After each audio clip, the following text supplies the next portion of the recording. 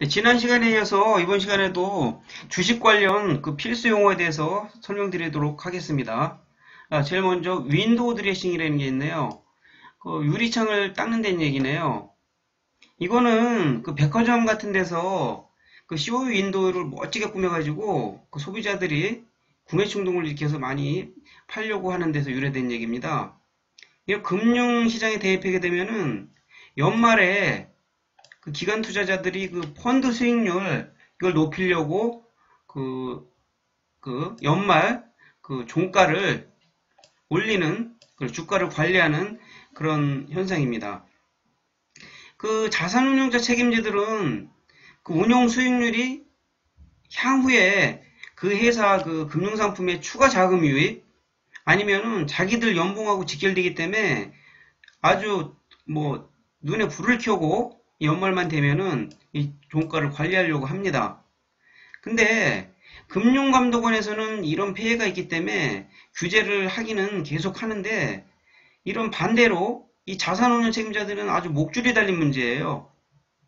고객 자금 계속 끌어와야 되지.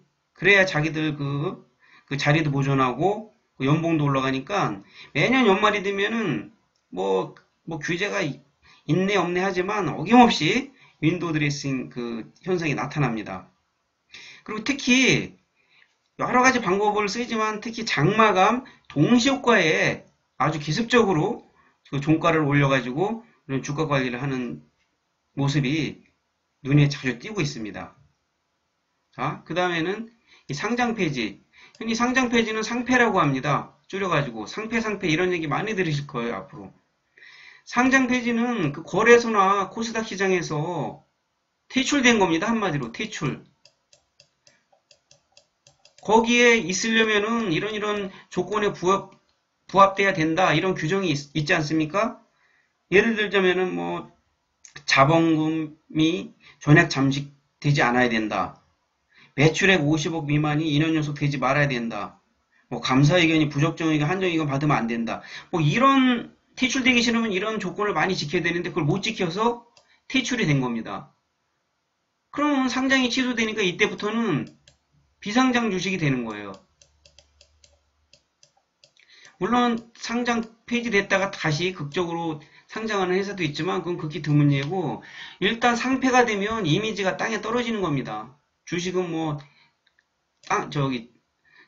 지하 몇 층을 모르고 계속 내려갈 거고요. 그리고 비상장 주식이 됐으니까 이제 앞으로 팔고 싶으면 자기들끼리 알아서 만나서 서로 오파 내가지고 매수호가 뭐 매도호가 내서 장 외에서 거래를 하는 겁니다. 그래서 이 상장 폐지는 이 주식 투자하는 분들한테 상당히 그 민감한 뉴스예요.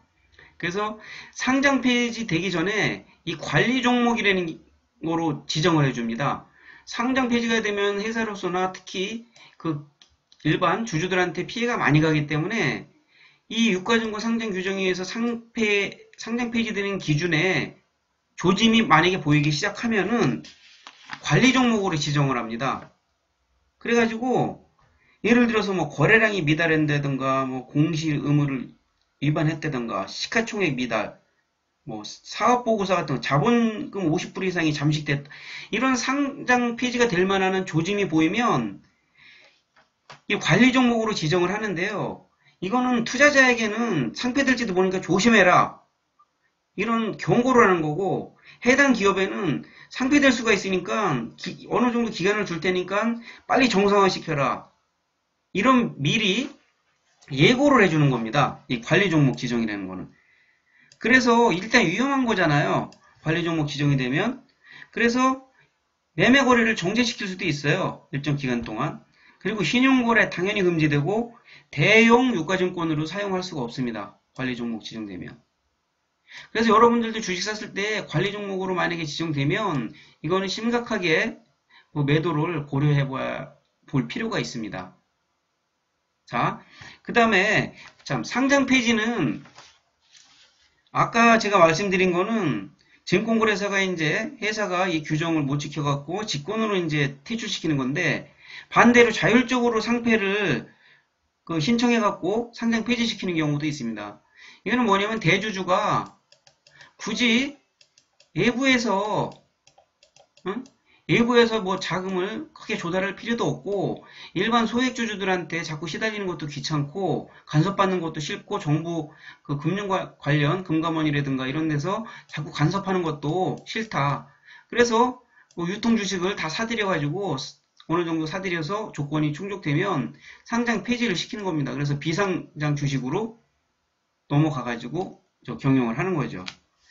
그 다음에 블루칩.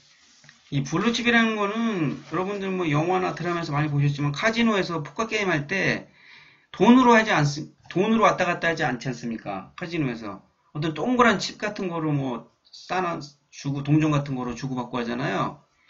그 중에서 색깔별로 뭐 하얀색, 빨간색, 파란색 이렇게 있는데 그 중에 그 파란색이 가장 그 비싼 가치가 높은 그 칩이라고 합니다.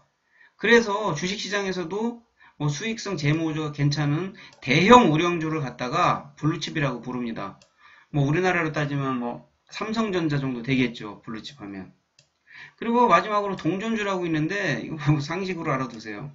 우리나라 지폐 최저가가 1,000원짜리잖아요. 그 밑에 뭐 이제 동전이잖아요. 500원 뭐 100원짜리. 그래서 1,000원짜리 미만인 그 주식을 갖다가 동전주라고 합니다. 아주 저가 싸구려 주식이죠.